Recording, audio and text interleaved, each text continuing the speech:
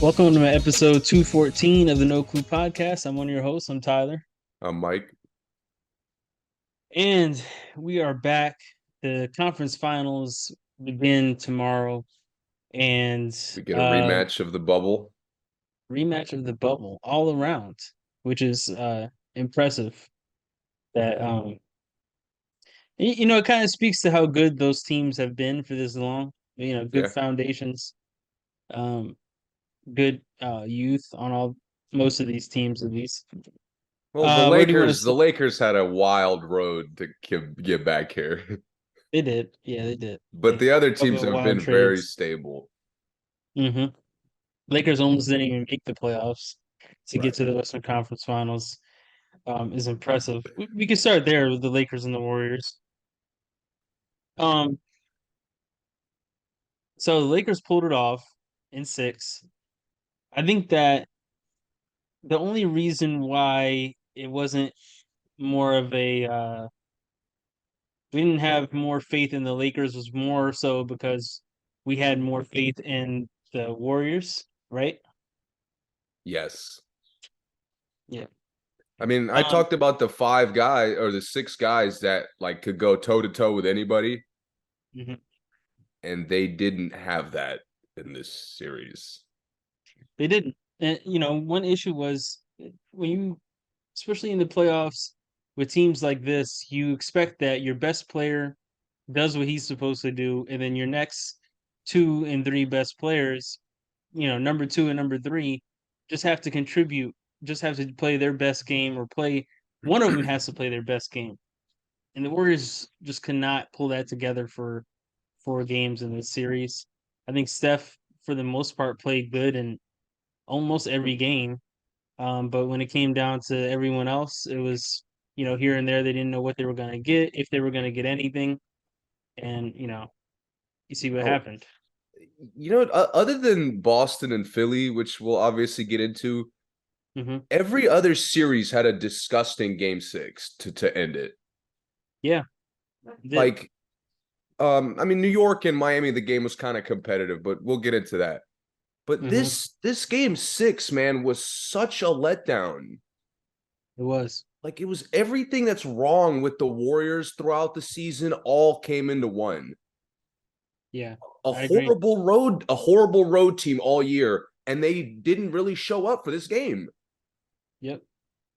I mean, they Yep. come out and it's so bad. I knew it was going to be a disaster when LeBron 3 possessions in had 2 post ups, and hmm the other possession was AD sealing Gary Payton. hmm I was like, okay, so the Lakers clearly are ready to go. Yep. And the Warriors on the other end, Clay gets a wide open three, front rim, backboard out. Gary hmm Payton gets the putback, kicks it out, say like almost the same exact wide open shot, front rim, backboard out. Yep. Like 2 plays down, he gets another wide open look and misses the exact same way. Yep. I was like, dude, I mean, shooting 1-on-1, you good shooters don't miss the same way, and Clay is just not focused at all.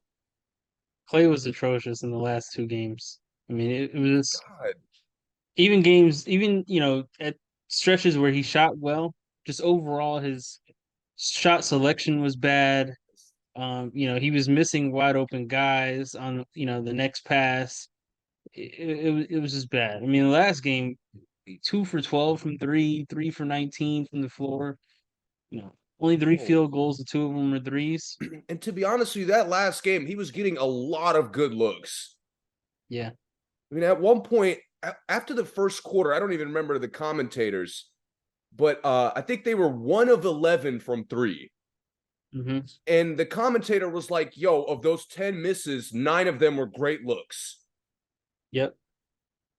And Yep. it was just, I mean, it was demoralizing because the game was practically over at that point.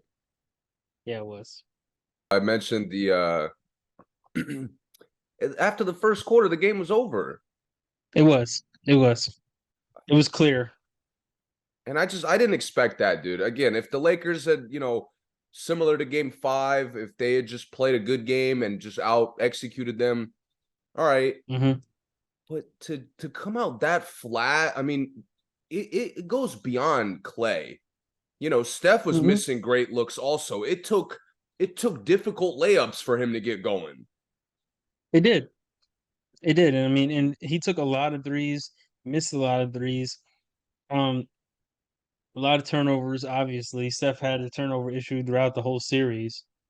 But and you're right, it wasn't just Clay, but it was Wiggins. It was some guys coming in not really being threats out there. Um, shout out to DiVincenzo who played pretty good the entire He was series like when he really the only one. yeah, and he's just not going to contribute enough for you to win a game against the Lakers. So I'm not sure. I'm not sure why Kaminga got benched basically this whole series. Thank you. Dude, I would like and to hear a real I explanation about complain that. about it all the time with teams not being able to get layups. Hmm. Like I talked about this last episode. The Warriors could not find a way to get layups. And Didn't if Kuminga did anything for them this season, it was get inside, yeah, get dunks, cut, get get out of assists. transition. The same reason Lonnie Walker was put into the game. Hmm. And Yeah, and go ahead. just never he never even gave him a chance. Yeah, and he's a hard guy to contest. You know, a lot of those other guys, Anthony Davis just goes puts two hands straight up, and he can defend Moses Moody and DiVincenzo and Poole. But Kaminga, you're gonna have to jump. You don't Yes. jump, he's gonna jump, and he finishes really strong. He finishes probably the strongest on the team, on the entire team. So Yeah.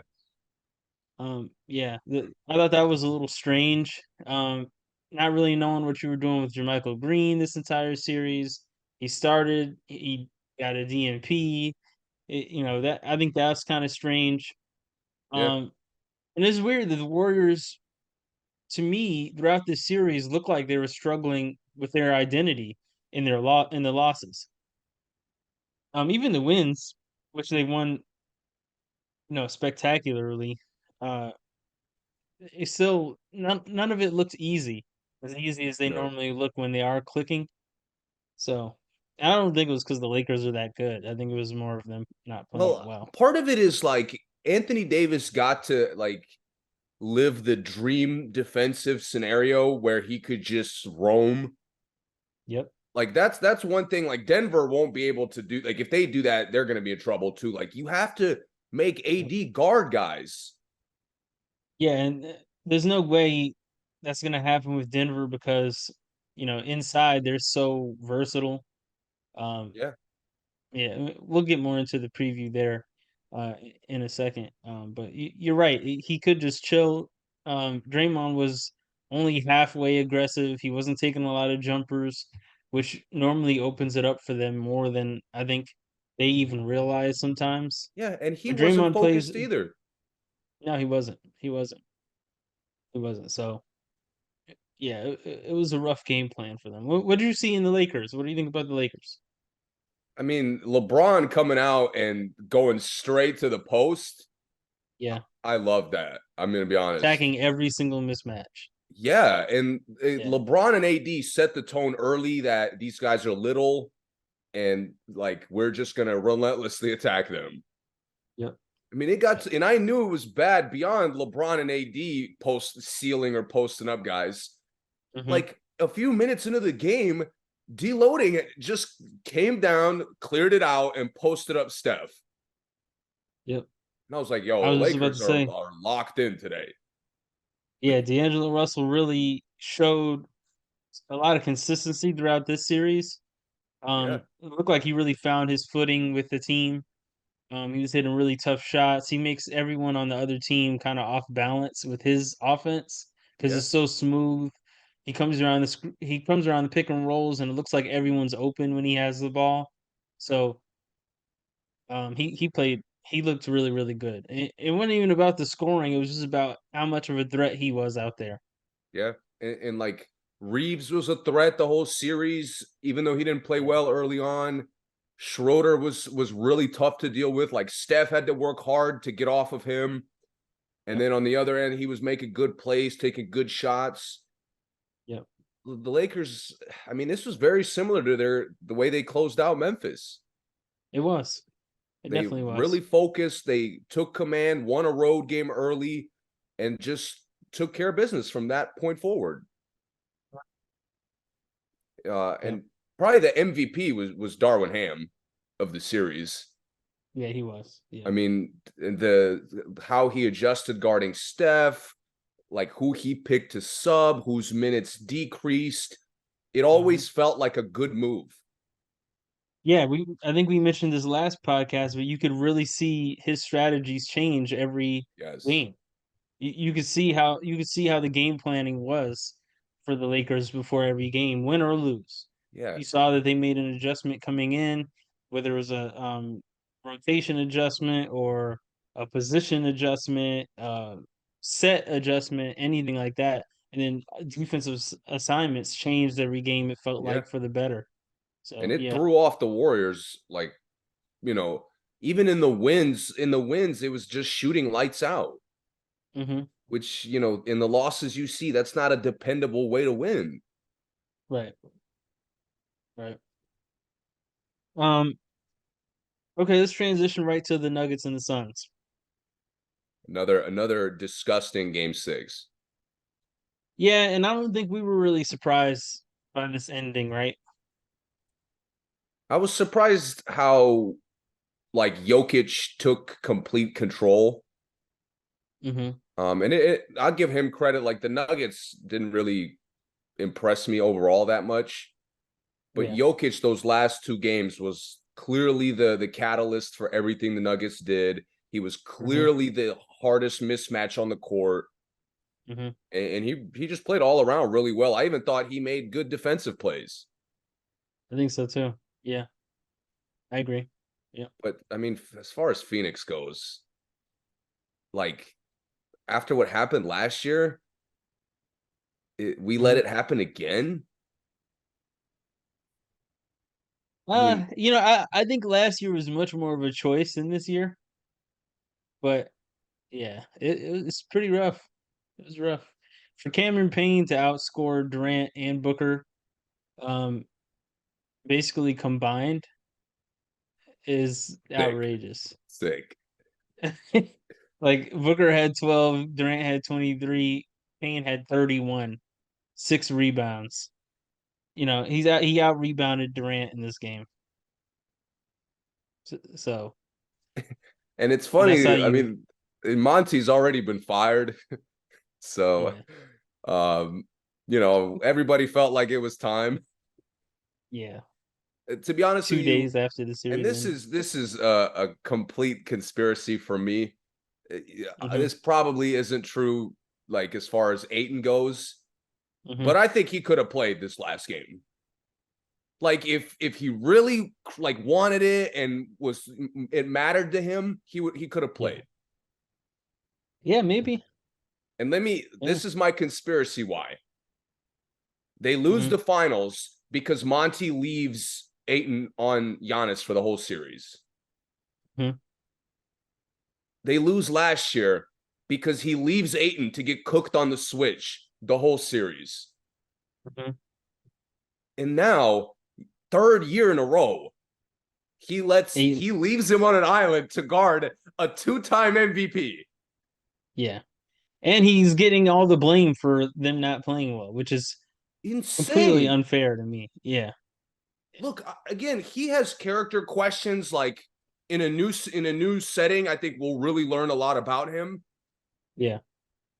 But to pin it all on him when, to your point, Cam Payne outscored the 2-star players, and we've talked about it constantly how they don't feed him, they don't pass him the ball. This is a guy who regularly gets 28, 15 games for them during the season. Yeah. With easy shots, he's dominant inside rebounding, and he's like a random out there. Hmm. And you never help him guarding Jokic. Yep. And the best way to attack Jokic is attack him on the defensive end. Like when he's on defense, you have to go at him. That's the only Yes. way you keep him engaged. You get him in foul trouble because he really can't guard. I think they already came out with the stat earlier this year. He gives up more open layups than any big man in the league. Yes. So what are we gonna do? Let's take jumpers. It doesn't make any sense. Mid-range pull-ups of all things. Yeah. And Phoenix, like, this really wasn't a surprise as far as Denver being way better, Mm-hmm. but still, that would like it's still pathetic to come out that flat. Mm-hmm. And this was in Phoenix Yeah. again. Like you can't be serious. Yeah. That's why Yep. like Monty had to go, even if he made good moves. But it's like you threw guys out there too late into the series, and it was Yeah. clear that you had no direction for why you were putting guys in the game. None at all. Bro, Darwin Ham is in year one, and Mm-hmm. he was under a coach who also got fired for the same thing, essentially. Yeah. How do you guys have like these years of experience and you're sitting there watching things that don't work? This is the first playoffs I can remember where every team in the playoffs made like a big uh starter change Yeah. in the like within the series.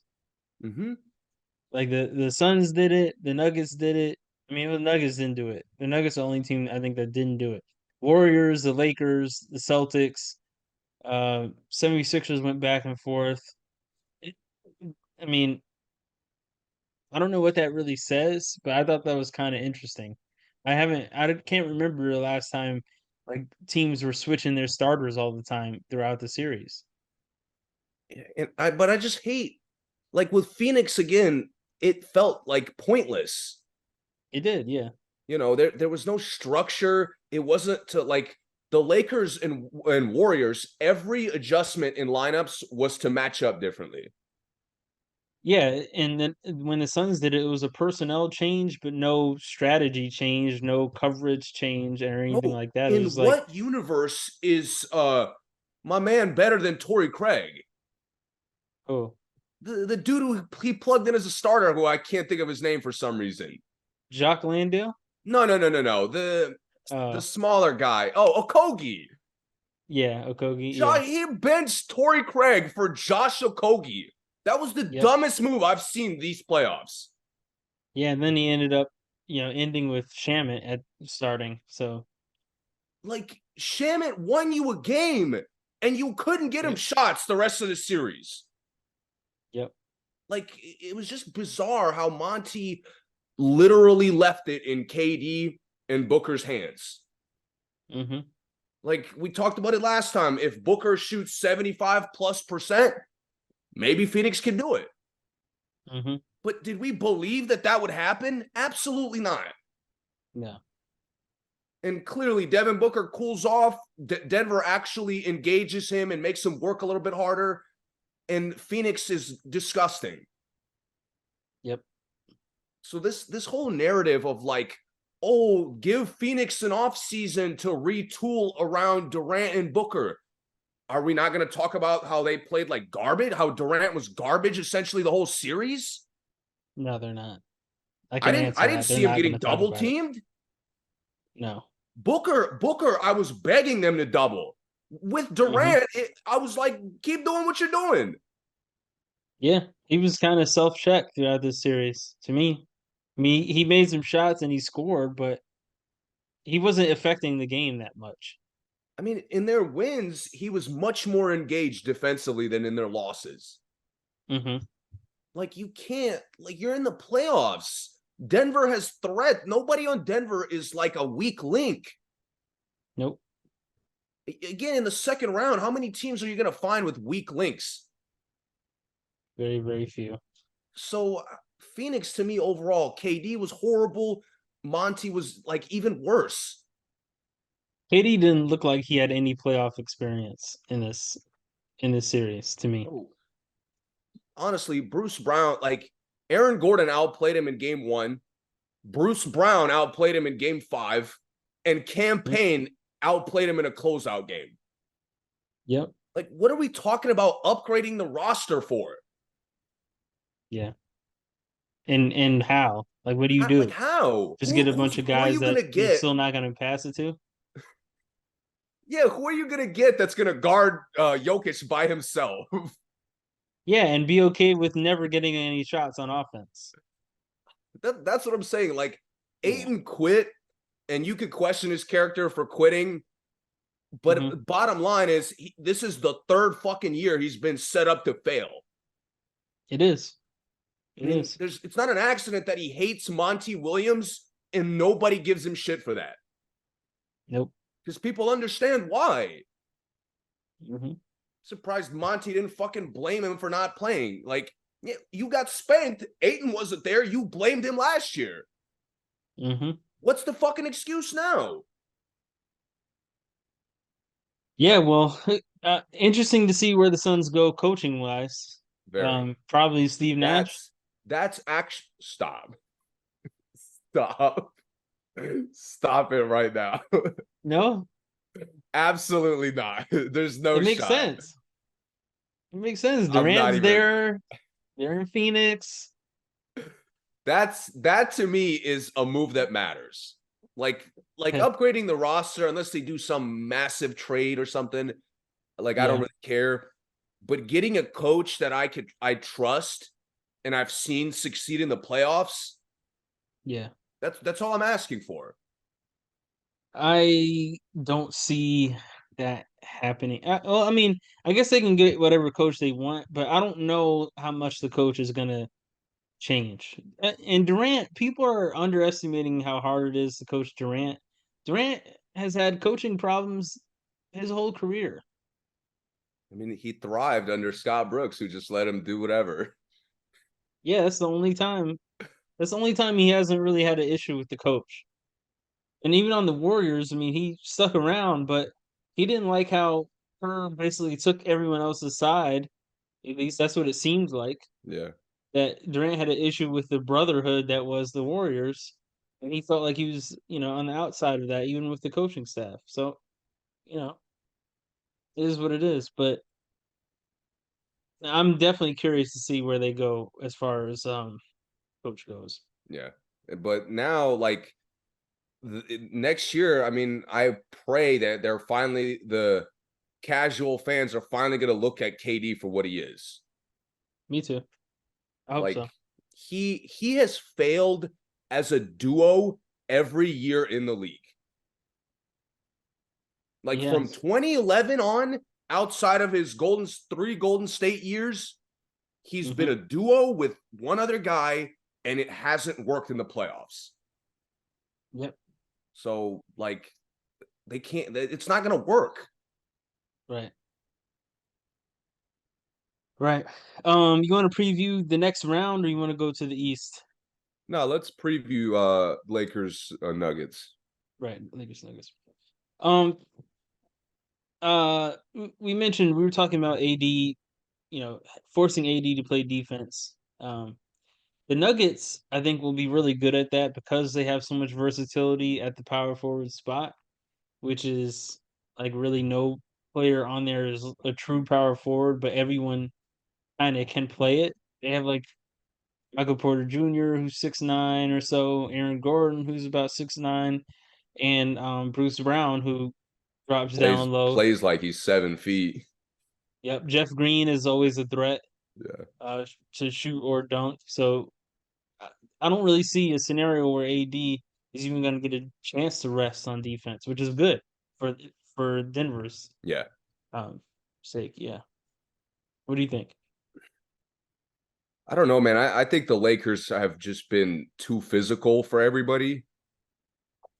And, like, my concern is, you made a great point how the Suns attacked Jokic with jump shots.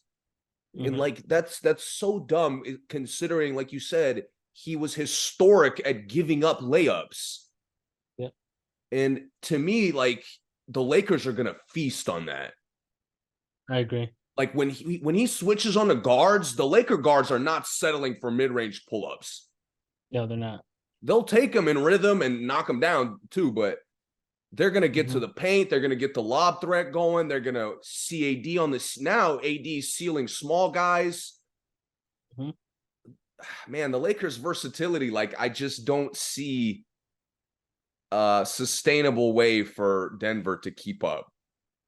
Yeah. Plus, once they pull Jokic or Aaron Gordon outside, they have so many post up threats too. The Lakers with you know I don't mean like guys that'll score from the post up, but plays to be made out of the post. Yeah, AD is a good has good court vision, good passer. LeBron obviously is a passer, and he's been doing that post up and look for the open man thing this whole playoff, this whole postseason. So I could see a scenario where okay, we get a switch, or even if we just pull AD out to the 3 point line, LeBron posts up, somebody's going to be open, or LeBron's going to score from that. You know, yeah, 8 out of 10 times. So it is dangerous. It is Lakers are very very dangerous, and they have a lot more depth than Denver. yeah. Denver, although they're eight, maybe I six, would say seven, seven. eight off the bench. Yeah, seven is really really good. Lakers have been like a full 10 deep, like of contributing capable players. Yeah, And they've been DNPing guys who are contributing and capable players, which has been interesting to see. So yeah.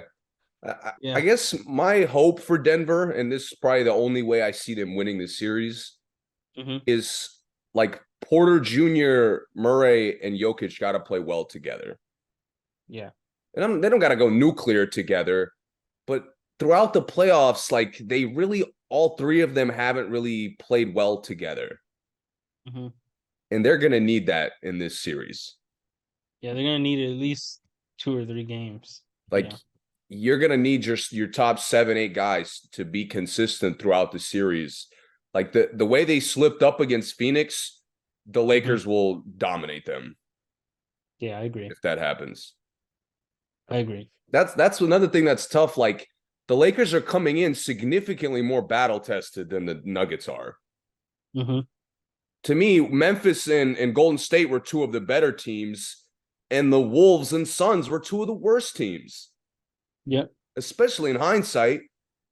Hmm. So I don't know, man. I'm excited to see what happens, but I got LA in 6. LA in 6. Yeah. I think I would agree with that. I think I would say LA in 6 as well. Okay. Oh, the East. Heat and the Knicks. Let's just get right into it. Oh man, the only coach who lost and didn't look disgusting losing, Yes, I would agree. more so because of a lack of options than anything else. Yeah, I mean, clearly the Knicks were the worst team remaining in the playoffs, right? Talent wise. I don't mean like they're a bad team, but talent wise, they had the least amount of talent in the playoffs currently. In the semifinals. Um, in the last 2 games, it just showed it just showed it off so much. Um, Game 6, Game 5, I think they got lucky. It was a good game, but I feel like they got lucky watching it. But Game 6, man, I mean, I think it's another one of those situations. Brunson did everything he had to do, but they just couldn't get anything from anybody else at all. And Dude, just and abysmal performance from everywhere else. I hate like Brunson again impressed me, and he's literally impressed me every year. Hmm. I didn't think he would, especially when they went down 3-1. I was like, man, like Brunson can't figure the Heat out. Like they're just too athletic. They Yeah. match up really well. They're very organized defensively. Like Hmm. it's not working. So again, similar to with Trae Young, but Yeah. Brunson did figure it out. He did. Like Yep. Brunson started putting way more arc on his threes than he did early in the Hmm. series to me. Overall, he was creating separation a little bit better. I'm not even sure like what moves he was doing to do that, but he just was figuring it out. Yeah. And the rest of the roster just like collapsed. It did. It completely collapsed. I mean, for Randle, I mean, why would you even like the going down 3-1 and you say like maybe they want it more? Why Hmm. would you even say that? That Randall. Showed so much immaturity in this series, dude. The thing is, man, Randall is not a number one option on the team, right? He happens to be on the Knicks, Uh, regardless of how Brunson is playing, Randle is the go-to guy on the team, I would say. Um, but he's just not. He doesn't have the leadership capabilities to be that, and he's just not that good. Not good enough to be the number one guy on a you know contender, obviously. But he doesn't have the leadership capabilities. He doesn't have the drive, and he doesn't have maybe the experience as being the best player on the team to kind of I don't even want to say to affect the game in other ways, but when he's shooting bad, he just has to like for Randall, he has to like disappear. When other really good players are shooting bad, they figure out something else to do. They try to get other guys involved. They set a lot more screens. They make a lot more passes. Randall just is like, all right, just don't pass it to me. I'm off. And that's just unacceptable from, someone who's supposed to be one of your best two players on the team. And Yeah, man. I He don't was really know just what so bad. he was bad, and I don't really know what everyone else is expecting from him. Like as far as you know, he's getting a lot of hate now, and I get it. He played bad, but he's not the only one on the team that played bad. And I understand if he had played better, maybe they would have had a better chance. But there's a lot of maybes. If he played better, maybe Jimmy Butler would have played harder, or maybe he would have doubled earlier, and he would have had more Yeah. turnovers. It happens. When you're someone like Randall, who the defense focuses against already, everyone else has to at least do something to open it up for you. And in this last game, Randall was getting swallowed up. And it was just Brunson and Randall. Everyone else was playing so bad, even with open shots, that really the defense never had to stop guarding Randall. They were face guarding Randall the whole possession. Kick out Dude, to RJ Barrett, brick. Kick out to Grimes, air ball. Kick out to Josh Hart. He doesn't want to take the shot. It was just like, all right, well, what are we supposed to do at that point? where I have to hold him accountable is the like one thing I couldn't have predicted for this series is Miami dominating them on the glass. They did. Like They absolutely did. essentially every game they dominated them on the glass, and Hmm. like Randall was the one I didn't notice most on the boards. Yeah. Like Robinson was battling, but a lot of times the guards were sneaking in. Hmm. Miami's like I'll give Miami's role players are much better rebounders than probably any other role players in the league that aren't Yeah. bigs. Hmm. But with that being said, like Randall never really had a massive impact on the glass. No, he didn't. He You didn't. never He really had a saw good. him getting putbacks or like getting extra shots for teammates. Hmm. Like that's something you should be doing. And his activity was just so every time he shot poorly on Bam Adebayo, like Hmm. Bam is a good defender. I don't understand why you're shocked by that. A top And tier one. yeah, he would shoot poorly and it would just ruin his energy for like the rest of the game. Did. It absolutely did. And that was unacceptable to me. But beyond that, the dude, RJ Barrett, wow. Like Grimes, I didn't think Grimes was good, dude. I mean Yeah, I didn't either. that end of baseline shot, I would have sat his ass for just he was done. Yeah.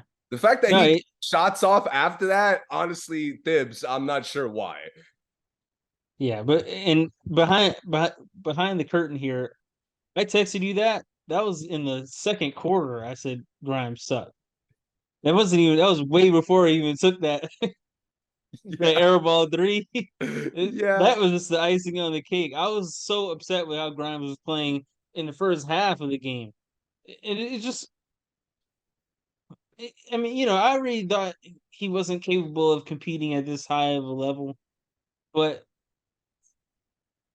the thing is, when you're out there, and maybe this is more of how I feel about Tibbs, is like, why is he out there? He does nothing really well. And you have to have at least some specialty. And if Grimes' specialty is supposed to be jump shots, where is it? He hits like one every couple games. Is it supposed to be 3 and D? I don't see the defense. So that's my frustration with Grimes. At least give us something. Do something really, really, really hard, and I'll respect you, moving forward. But like, you know, he was like a C minus all over the court in this series. It C just looked minus. extra bad because Miami again plays a lot of guys and no one is a weak link. Nobody. Like Denver plays 7-8 because they know beyond that we got weak link potential. Yeah. Miami, they'll put a fucking guy who can't even catch the ball in Highsmith, and 2 games later he's like a key contributor. Yeah. Yep. They go 9 deep of all solid contributors. To me, again, Brunson picked it up. Randle was not good enough, and Barrett was atrocious. It was atrocious. Like, dude, I joke, and sometimes we talk seriously about guys having a bag. I'm not sure how many guys have less of a bag than Barrett does in the Yeah. league, at least. I mean, holy shit, is he predictable? Mm-hmm. Like, dude, with other guys, with Luca, like I know he's going right, but I know it's a good shot is coming. Yeah. Like Barrett spams going left. He doesn't have like a jab counter in year 3. He just Yep. barrels left, no touch at the rim, no like creativity with how he times the jump, how he reads the Yeah. defender, nothing. Yeah. Like, does he really look like a better player than he was at Duke? Not to me. Like, for every game he Not to me. shoots well, he has another game where his bricks are disgusting. Yeah. And Like, he, bro, he he's off. getting stripped. He's, Yes, making bad passes. He's hacking on defense. Yeah, yes. he looks like he still looks like a rookie playing, his first game in the league. Every Bro, game to me. the difference between like a good comparison for him would be maybe Tyrese Maxey. Look at Tyrese Maxey's progression. Mm-hmm. Like, it's night and day different with Barrett, Mm-hmm. who's the same player he was coming in. Barrett isn't even in like the scouting report for the Knicks to me. And Like we were playing the he's Knicks, not I good never enough to even. be. Yeah, I'd be surprised if Spoelstra ever even brought up Barrett's name in the scouting report, like Like, in the game plan. honestly, watching like Josh Hart has better third best player potential than Barrett does to me. Yeah, he does, and he Like can't Josh shoot. Hart, I think with like somebody who could convince him to like be aggressive and live with not playing well all the time, Yeah, I think Josh Hart would thrive. me too.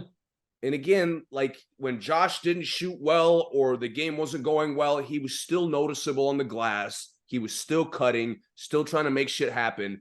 Versus Barrett, who at times looked like he was playing for Miami. Yeah, That to me is their biggest thing. Like I don't think the roster's trash based on what we saw during the season. I thought a lot of guys like performed well in roles, hmm but Miami's, as far as performing well in roles, you're not outperforming Miami in that. no, you're not. And the thing is, not having quickly hurt, not using Fournier, like whatever that situation is, that hurt a lot to me. Because like, listen, man, if we need a three, I don't care if you haven't played in 35 games. Fournier, you're the Fournier's best shooter on ready. the team. I'm putting you in. Yeah, like if you have sneakers on, I'm putting you in the game because we need that three, right? I'm not going to Grimes, who's never hit a shot at this level. Fournier has to. Yeah, I don't really get what the situation was with the coach and stuff, but I don't understand if we have him, why we have three roster spaces for Fournier, Rose, and whoever else is down there that we just refuse to play. I think the Knicks may be the only team that has that situation, which is bizarre to me. Yeah. And it Fournier will really leave showed the Knicks how and be a six man somewhere next year. I mean, it really showed how Thibs just put the ball in Brunson's hands. And, Yeah, he did what Monty did in Phoenix. Like, and he really, again, because Barrett was just atrocious, Mhm. it was good that Brunson was ball hogging just off the fact that Barrett was touching the ball less. Yeah, it was. Like Barrett even played a little bit better to me when he was getting less touches, at least in the middle of the series. I agree. That last game, oh, just like barreling the same way. Guys are sitting on his moves, not seeing like Miami has active hands. Who would have fucking thought? Right. Like Miami basically dominated defensively because they were active. Yeah. And that I didn't expect that. And the Knicks really disappointed me in that way. Yeah. Me too. I don't really have too much to say about Miami. I think we've been positive about them the They're entire dangerous. playoffs. They're dangerous. They're deep. They play Top tier hard. coach. Jimmy's still probably one of the best players in the remaining of the playoffs. So it is what it is. Yeah, like you said, top tier coaching, creative coaching. They just play well. They play really really well. Bro, I don't even know like where they got Highsmith. I didn't see him all year. Like you talk about Grimes, who's never been in this moment and clearly wasn't ready, even though he played all year. Hmm. Highsmith, like, who the fuck is he? And he came in and played great. Yeah, he helped them every I time he mean, comes in. He does something Heat right. culture, man, is not a fucking joke, clearly. Yeah, yeah. Let's go to the other series. 76ers and Celtics. Only game 7. Um Tatum went 3 games without making a shot, without making a field goal in the first quarter. Uh 2 games basically without making a field goal in the first halves. And then it's game 7 he goes bananas. He goes for 50, made it look easy. 76ers look gross. They look gross in both the last 2 games to me. I agree. Listen, my biggest thing about the 76ers, I just don't understand w why they turn the ball over every time Harden and Embiid got double. I just don't get that. It was a bad play, it was a really bad shot, a turnover, a bad pass. Like, the Celtics double team was like an automatic dub every time they did it to Harden and Embiid in those last 2 games. I don't understand what either Doc, Harden, or Embiid, like, didn't understand that when you drive, when you get to the block, we're doubling. And it was every time they got to the block, Embiid, he'd catch it, back down, one dribble, he'd turn and he was doubled, and then he'd just lose the ball. Someone would come from behind him and poke it out. He'd turn, he'd look across court for a pass, somebody stole it every single time. Harden, he drove into 2 guys, he lost it, tried to flail and get the foul. He Try got to a flagrant murder foul Jalen given there. Brown. Yeah. He'd go, he'd lose it, he'd dive on the floor, and then the Celtics are laying it up before Harden gets, before he stands back up. That was like the biggest story of the last 2 games to me. It was the Celtics help and double team was unbelievably effective for 2 MVP caliber players.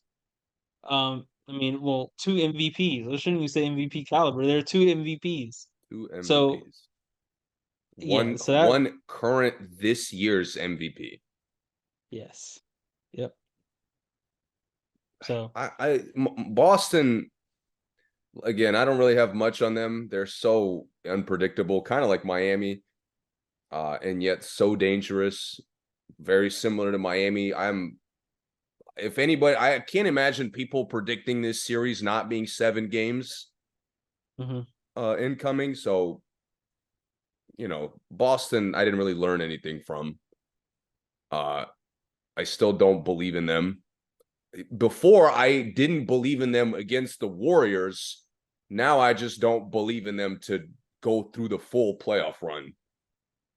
I agree. Uh, but Philly, you know what makes me really sad is after they won that fifth game, Mhm. like I thought that it was they were turning the corner. I fell into the trap again with Doc and fucking Harden, dude. Yeah, Like, it bro, did. It did seem like it. game one, I knew I was like, this is bullshit. This is not James Harden. And Hmm. then he did it in game four, and it made my outlook much more positive on them. And I think we Yeah, had the episode right after game four. yeah, Then Maxi breaks out of his slump and has a phenomenal game five. yep, You know, Embiid plays well, especially defensively. And we yep, blow it again, Doc. We yeah. add to the 3-2 blown leads again. And lack of Game Seven wins. They haven't won a Game Seven since Iverson was there, Listen, 2001. yeah. Listen, at least Doc didn't just clap his fucking hands. He looked frustrated by how garbage they were playing. I'll give that to him. He did. And to be honest, of the blown leads I remember, which was the Atlanta one was egregious. The bubble with the Clippers was egregious. Mm-hmm. The Clippers blowing the fucking lead to James Harden was egregious.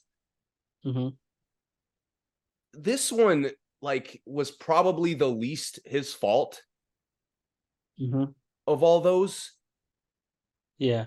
But to your point, like, to me, a massive reason the double teams worked is because Joe Mazzulla made the series winning adjustment like 2 games too late, putting Robert Mm-hmm. Williams in the starting lineup. Mm-hmm. The Celtics looked gigantic when he did that. Yeah, and remember we talked about it, and I mentioned I didn't think he would go with just Horford guarding Embiid. I'm like, I don't know if I like that. I think Yeah, Rob Williams has to start in this, right? yeah. And he didn't. And then finally, towards the end of the series, here's Rob Williams strapping. And Robert Williams is an awesome player. Like, he's such an elite role player, and he was wreaking havoc on both ends. It'll never show in the box score because he never shoots a lot. Hmm. But he is such a hard player to like guard and keep track of. He is, absolutely. But Philly, like, just took like Harden and Embiid were just awful the last 2 games. I can't be mad at Tobias Harris. He was ready for game seven. He was. PJ Tucker was ready for game seven. Tyrese He Maxey was. was ready for game seven. Yep. Hello, MVP. Where are you? Yep. Bro, they scored 10 points in this third quarter in game seven. And Hmm. and it was Boston was like, dude, you guys are trash. We're done doubling you. In the third quarter, Hmm. they left Horford on him on an island, and he was missing layups, flailing for fouls that weren't there. Like, somebody would reach in at the last second and rip the fucking ball from him. Yep. Bro, he now, Embiid to me now has a significant track record of disgusting game sevens. He does. That Atlanta one was atrocious. I think it was like eight, Atrocious. 9 turnovers. Yep. The Toronto game when Kawhi hit the lucky shot, they weren't in that game because of Embiid. No, they weren't. Jimmy. Right. Yeah. So to me, like how do you not understand double teams all of a sudden? Yeah. Like, if Doc was just confused because he's like, dude, this is the same shit you've seen all year. We gave him Hmm. credit multiple times because we were talking about he seems to have become a better passer because he's reading the double teams better. Yeah. He completely regressed. He did. Like, He again, did. Harden was disgusting. Who's surprised by that?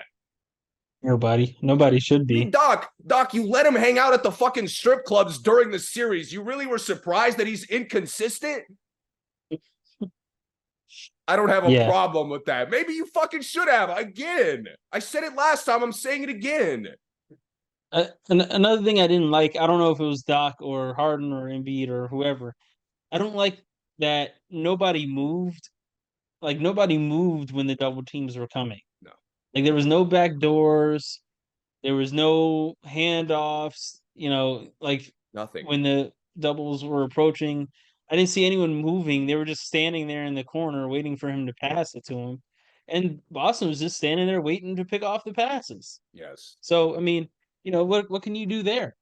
And I don't know who, like I said, I don't know whose decision that was, but it was apparent that they weren't moving without the ball either. But to me, like when the offense ran through Maxey, as rare as that was, when Mhm. Tobias was getting opportunities to be aggressive, guys would move, guys would cut.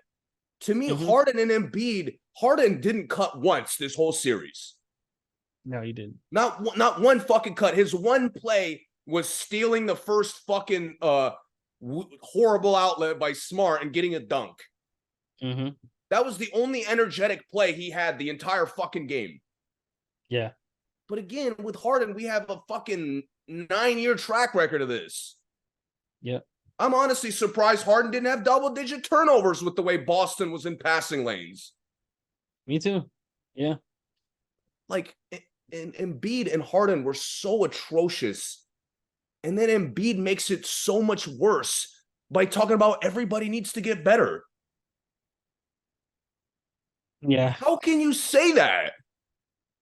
Yeah. That wasn't a smart thing to say at all. Maybe fucking Doc needs to get better.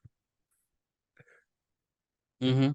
Maybe you need to be more prepared for physical game sevens, which you don't seem to be. Right. Or Boston took the ball, but Atlanta was horrible defensively, and they were ripping the ball from you. and I know Boston has really good defenders, but this series made me even question Embiid's like bag throughout this series. Like, is Embiid's game really just short range pull ups?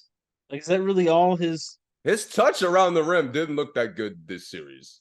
Yeah, his threes were really. I mean, he couldn't hit a three. He didn't have any hooks, like nice hooks or floaters.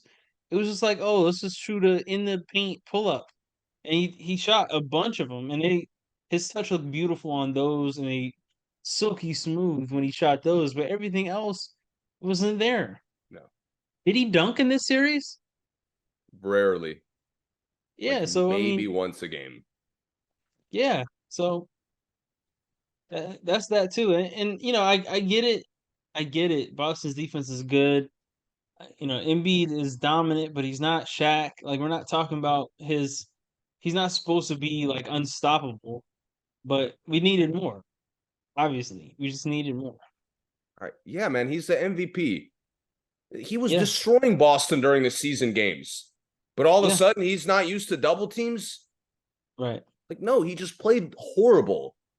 Yeah, yeah, And to spread the blame, like Maxey is still really been their second best player in the playoffs. yeah. Maxey again stepped up as the series went on. Tobias wasn't invisible. We could blame Doc for having 9 good bench players and only like one of them sees the fucking floor. Right. But if it doesn't matter, like in a good game, yeah, I would have been frustrated that House didn't get a chance, that like, Montrezl doesn't touch the court and Niang finds a way every game. Mm-hmm. But if Embiid and Harden are going to be garbage, that doesn't even matter. Right. Right. To me, like, yeah, Embiid has to look himself in the mirror. This roster is good enough. It's good. Yeah. To me, I to me, mean the it. fact that they went up 3-2 prove, and Boston is technically the best team in the East until they Mm-hmm. lose. Mm-hmm. Like, you showed you could go toe to toe with the best, but your best players came up short. I agree. Yep. That's all it is. Yep. So, Boston, Miami. Who do you have in 7?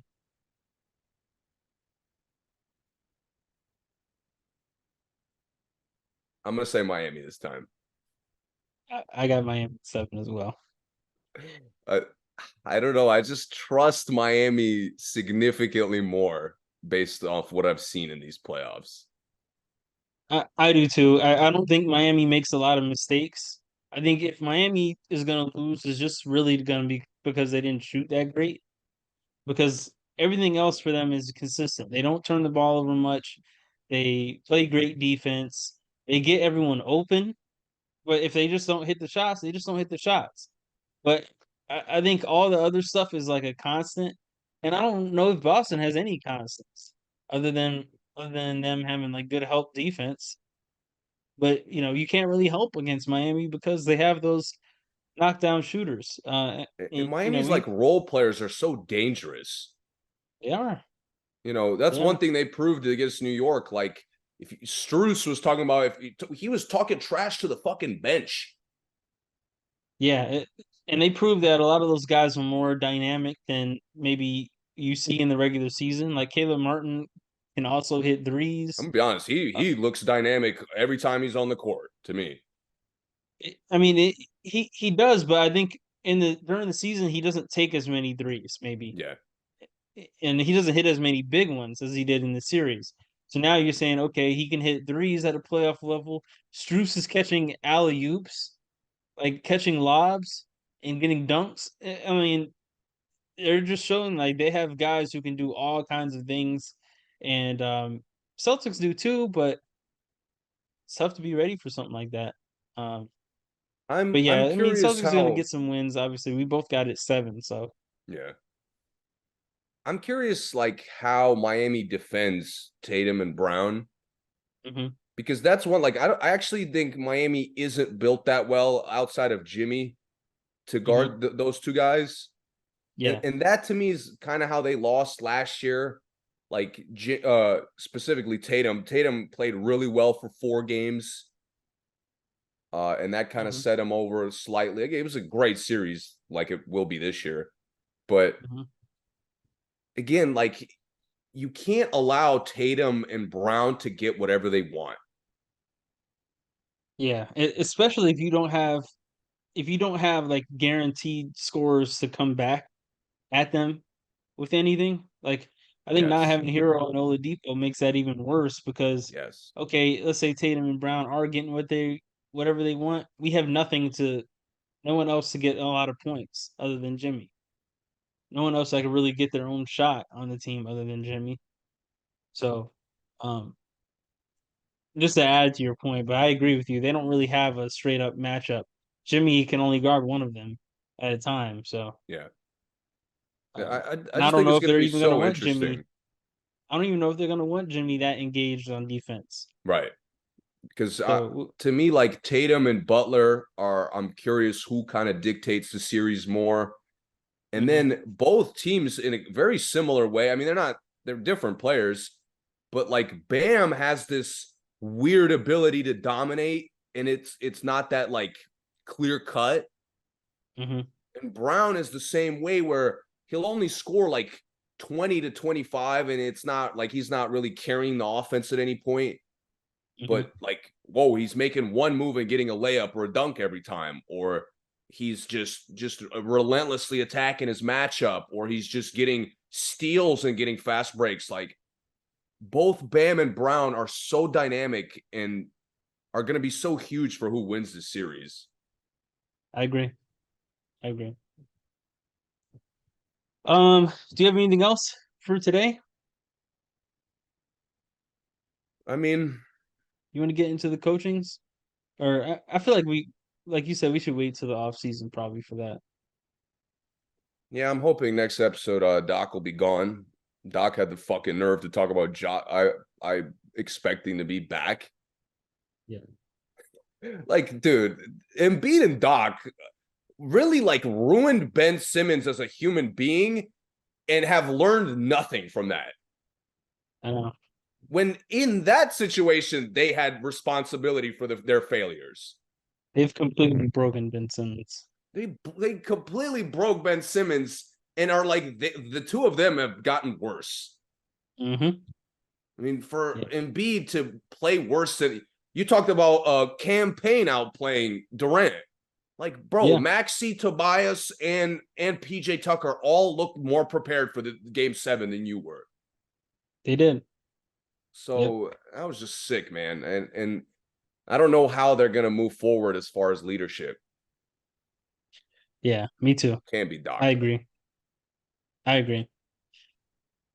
Curious to hear who the lottery the lottery is to see who will get Yes. Wembanyama. Obviously, I mean, I think we're all assuming that whoever gets the number one pick is going to go ahead and snag him, and barring anything crazy happening. So that's going to be interesting. That is tomorrow night as we're recording, probably tonight for listeners. Other than that, that is all I have. And we will be back 2 games into into the Eastern and Western Conference Finals. Um, yeah. Thank you for listening as always. Subscribe, follow us, all that good stuff, and we'll see you guys next time.